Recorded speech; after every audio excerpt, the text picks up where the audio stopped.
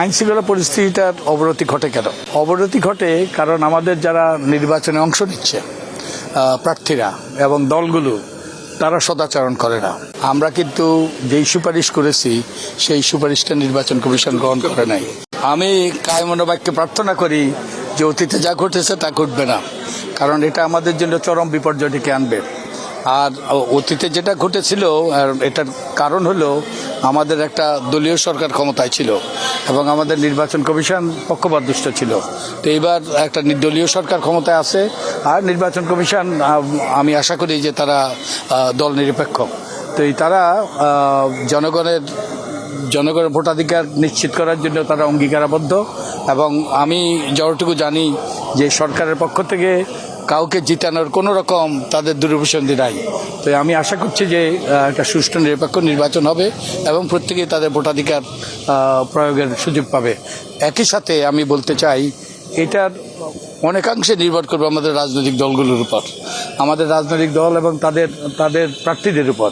তারা যদি সদাচরণ করে, তারা যদি এই যে অশুভ প্রতিযোগিতায় লিপ্ত না হয়, তারা যদি ছলে বলে কলে কৌশলে নির্বাচনী বৈতরণী পার হওয়ার সেই পথ থেকে সরে আসে এবং ওই যে আমি যে তখন বলেছি যে যা বলিস ভাই আমার এমপি হওয়া চাই, এইরকম মানসিকতার থেকে যে সরে আসে এবং তারা যদি যে পরস্পরের প্রতি প্রদর্শন করে এবং কোনো রকম দ্বন্দ্ব হানাহানি এবং সহিংসতায় লিপ্ত না হয়, তাহলে আমার মনে হয় সুষ্ঠু নিরপেক্ষ নির্বাচন হবে। আমার মনে হয় যে আমাদের তখন নির্বাচনী ট্রেনটা স্টেশনে পৌঁছবে। তো এটা সরকারের উপর নির্ভর করে, নির্বাচন কমিশনের উপর নির্ভর করে, কিন্তু বহুলাংশে নির্ভর করে রাজনৈতিক দলগুলো এবং তাদের প্রার্থীদের সদাচরণের উপর।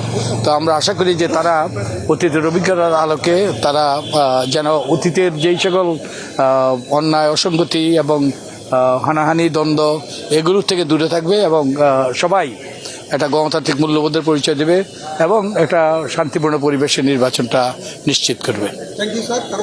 আইনশৃঙ্খলা পরিস্থিতির বর্তমান যে সেই ব্যাপারে যদি আইনশৃঙ্খলা পরিস্থিতি নিয়ে ওই যে স্টাইল হোক রুচিশীল, পরিচয় হোক রাজকীয়, e commerce platform palace of classy, যেখানে ফ্যাশন মেলে আত্মবিশ্বাসে। শীতের হুডি হোক বা গরমের আরাম, আমরা আছি আপনার পাশে। 100% অরিজিনাল প্রোডাক্ট, দেশের যে কোনো প্রান্তে ফ্রি হোম ডেলিভারি। অর্ডার করতে ইনবক্স করুন এখনই।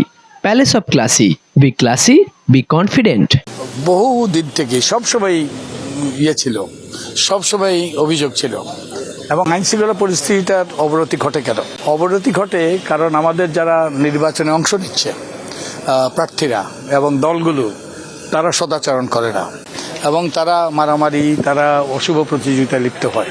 তো তারা যদি সদাচরণ করে, আমি আগেই বলেছি, তারা যদি অন্যায় আচরণ থেকে দূরে রাখে এবং তারা যদি একে অপরের প্রতি শ্রদ্ধাবোধ প্রদর্শন করে এবং জনগণের রায় মেনে নেয়, তাহলে আমার মনে হয় এই যে অতীতের অভিজ্ঞতার পুনরাবৃত্তি ঘটবে না। তো এটা আমি বলবো যে এটা বহুলাংশে নির্ভর করে আমাদের রাজনৈতিক দলগুলো এবং তাদের মনোনীত প্রার্থীদের উপর, এবং অর্থাৎ বলটা আমাদের রাজনৈতিক দলের কোর্টেই বস্তুত। বেশ কয়েকটি রাজনৈতিক দল অভিযোগ করছে যে লেভেল প্লেইং নেই এবং একটি দলকে বিশেষভাবে সুবিধা দেওয়া হচ্ছে, তাতে কি নির্বাচনের উপরে কোনো প্রভাব পড়বে বলে আপনি মনে করেন? এখন এটা তো আপনাকে এই যে অভিযোগটা করছে, অভিযোগটার সত্যতা আমাদের নিশ্চিত করতে হবে। আমরা জানি না। অভিযোগ ওই যে সবসময় রাজনৈতিক দলগুলো অভিযোগ করে আসবে, এটা তাদের অনেক ক্ষেত্রে রাজনৈতিক কৌশল, আর কিছু কিছু ক্ষেত্রে সত্য হইতে পারে। তো আমি যেটা বিশ্বাস করতে চাই, এই সরকারের কোনো সেরকম পক্ষপাত দুষ্টতা নাই। আমাদের প্রধান উপদেষ্টা, যদিও আমি সরকারের কেউ নয়, সরকারের অংশ নই, এবং আমি যে গত 1 বছর থেকে এই যে নির্বাচন ব্যবস্থা সংস্কার কমিশন এবং ঐক্যমত্য পরিষদ ছিলাম, সম্পূর্ণ স্বেচ্ছাসেবার ভিত্তিতে আমি এই কাজগুলো করেছি এবং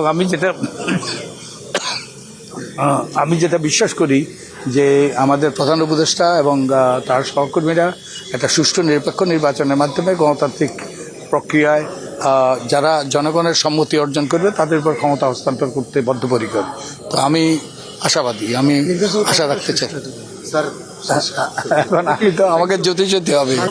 আপনারা যদি আমাদের নির্বাচন ব্যবস্থা সংস্কার কমিশনের সুপারিশগুলো দেখেন, আমরা কিন্তু যেই সুপারিশ করেছি সেই সুপারিশটা নির্বাচন কমিশন গ্রহণ করে নাই। তো আমরা আচ্ছা আসতেছি, আমরা যেই সুপারিশগুলো করেছি সেই সুপারিশগুলো তারা গ্রহণ করেনি, দুর্ভাগ্যবশত। গ্রহণ করলে আমাদের গণমাধ্যমের অনেক বেশি স্বাধীনতা থাকতো, অনেক বেশি এই যে বিধিনিষেধ ছাড়া তারা স্বাধীনভাবে দায়িত্ব পালন করতে পারত। তো এই দুর্ভাগ্যবশত আমাদের নির্বাচন কমিশন সেগুলো গ্রহণ করে নাই। ওকে, অনেক ধন্যবাদ আপনাদের।